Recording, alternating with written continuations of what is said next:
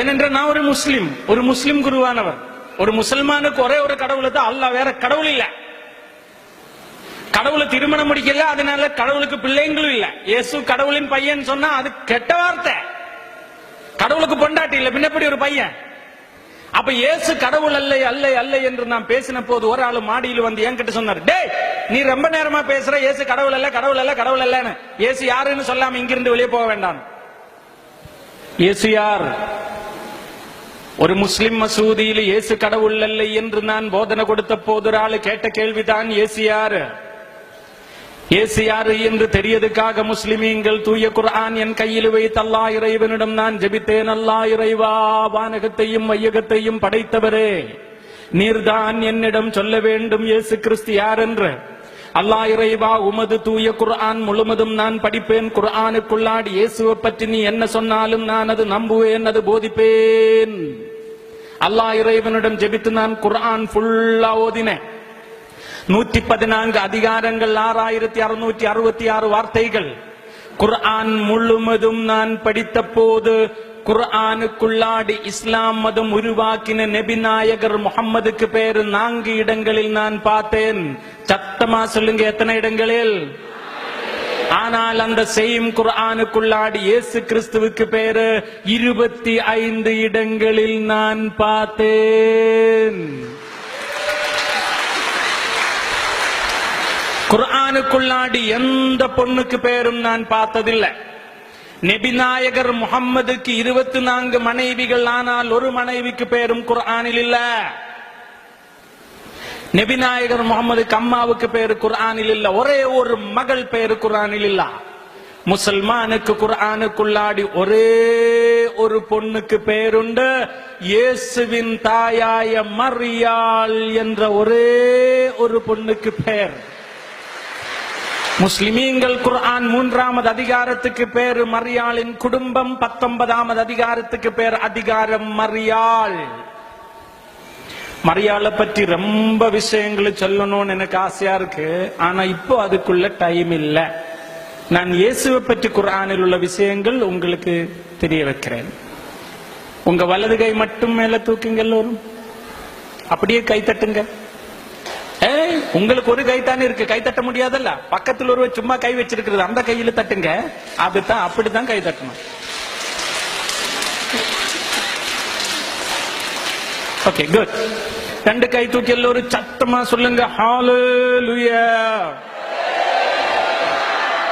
ஒரு முறை கூட சத்தமா சொல்லுங்க, ஹalleluya. இந்த 5 வார்த்தையில் குர்ஆனில் 10 விஷயங்கள் கூறினார். சத்தமா சொல்லுங்க, எத்தனை விஷயங்கள் கூறினார்? இயேசு ஆண்டவன் வார்த்தை, இயேசு ஆண்டவன் ஆவி, இயேசு பிறந்து 2வது நாளில் பேசத் தொடங்கினார். 2வது நாளில் பேசத் தொடங்கினார். விவிலியத்தை உலகத்துக்கு கொடுத்தார். சேரினால் உயிருள்ள பறவையை படைத்தார். இயேசு நோயாளிகளுக்கு குணம் கொடுத்தார். இயேசு இறந்தவருக்கு உயிர் கொடுத்தார். இயேசு சொர்க்கத்துக்கு போனார், இப்போதும் வாழ்கிறார், மீண்டும் வருவார். சத்தமா சொல்லுங்க, ஹalleluya.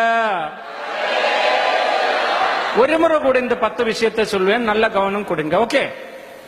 இயேசு ஆண்டவன் வார்த்தை, ஆண்டவன் ஆவி, பிறந்த 2வது நாளில் பேச தொடங்கினார். விவிலியத்தை உலகத்துக்கு கொடுத்தார். சேரினால் உயிருள்ள பறவையை படைத்தார். நோயாளிகளுக்கு குணம் கொடுத்தார். இறந்தவருக்கு உயிர் கொடுத்தார். சொர்க்கத்துக்கு போனார், இப்போதும் வாழ்கிறார், மீண்டும் வருவார். 2 கை தூக்கி சத்தமா சொல்லுங்க, ஹalleluya. இவ்வளவு விஷயங்கள் குர்ஆனில் பார்த்த போது நான் யோசனை செஞ்சேன், குர்ஆன் நபிநாயகர் முஹம்மதை பற்றி என்ன சொல்கிறார்? குர்ஆனின் படி நபிநாயகர் முஹம்மது ஆண்டவன் வார்த்தை இல்ல, ஆண்டவன் ஆவி இல்ல, 2 நாள் வயதான போது பேசினதில்லை, சேர்னால பறவையை படைத்ததில்லை, நோயாளிக்கு குணம் கொடுத்ததில்லை, அவர் நோய் வந்து இறந்து போனார், இப்போது உயிரோடு இல்ல, மீண்டும் வரமாட்டான். அப்ப நீங்க சொல்லுங்க, யாரு பெரியவர்? இறந்து போனவர் பெரியவரா, உயிருள்ளவர் பெரியவரா? சத்தமா சொல்லுங்க, உயிருள்ளவரா இறந்து போனவரா? உயிருள்ளவர். ஒரு நாள் நான் என் குர்ஆன் என் நெஞ்சுக்கு மேல வைத்து அல்லாஹ் இறைவனிடம் சொன்னேன், அல்லாஹ் இறைவா, உமது குர்ஆனின் படி இயேசு கிறிஸ்து உயிரோட வாழ்கிறார், நபி நாயகர் இறந்து போனார். அல்லாஹ் இறைவான், நான் ஏற்றுக்கொள்ள வேண்டது யாரை? இறந்து போன நபி நாயகர் முகம்மதையா, உயிருள்ள இயேசுவேயா? அல்லாஹ் இறைவனிடம் அழுது ஜெபித்து குர்ஆன் திறந்த போது பார்த்தது 10வது அதிகாரம் 94வது வார்த்தை. குர்ஆனில் இவ்வாறு கூறினார்: فَإِن كُنتُمْ فِي شَكٍّ مِّمَّا أَنزَلْنَا إِلَيْكَ فَاسْأَلِ الَّذِينَ يَقْرَؤُونَ الْكِتَابَ مِنْ قَبْلِكَ لَقَدْ جَاءَكَ الْحَقُّ. நான் உனக்கு கொடுத்த இந்த குர்ஆனுக்குள்ளாடி ஏதாவது சந்தேகங்கள் இருந்தா நீர் போய் பைபிள் வாசிக்கணும், அல்லது பைபிள் வாசித்தவரோடு கேட்டு படிக்க வேண்டும். அப்போது உன் சந்தேகம் உன்னை விட்டு தூர போவார். முசல்மானுக்கு குர்ஆனில் எழுதியுள்ளார், உங்களுக்கு குர்ஆனுக்குள்ளாடி சந்தேகம் இருந்தா நீங்கள் போய் பைபிள் வாசிக்கணும், அல்லது பைபிள் வாசித்தவரோடு கேட்டு படிக்கணும்னு குர்ஆனிலே எழுதியுள்ளார். அப்ப நீங்க சொல்லுங்க, நான் என்ன செய்யணும்? பைபிள் படிக்கணும். சத்தமா சொல்லுங்க, என்ன செய்யணும்? சத்தமா சொல்லுங்க, என்ன செய்யணும்?